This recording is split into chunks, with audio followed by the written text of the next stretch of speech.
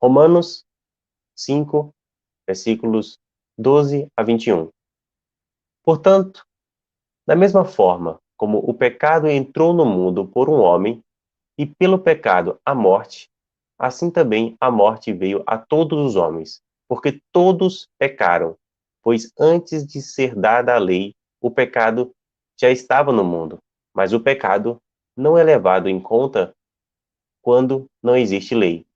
Todavia, a morte reinou desde o tempo de Adão até o de Moisés, mesmo sobre aqueles que não cometeram pecado semelhante à transgressão de Adão, o qual era um tipo daquele que haveria de vir.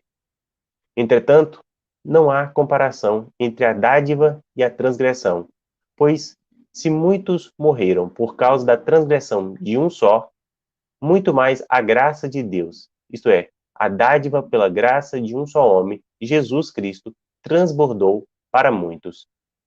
Não se pode comparar a dádiva de Deus com a consequência do pecado de um só homem. Por um pecado veio o julgamento que trouxe condenação, mas a dádiva decorreu de muitas transgressões e trouxe justificação.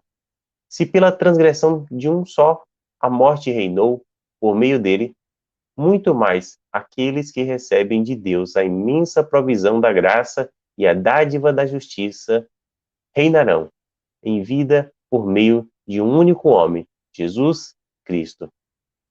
Consequentemente, assim como uma só transgressão resultou na condenação de todos os homens, assim também um só ato de justiça resultou na justificação que traz vida a todos os homens. Logo, assim como por meio da desobediência de um só homem, muitos foram feitos pecadores, assim também, por meio da obediência de um único homem, muitos serão feitos justos.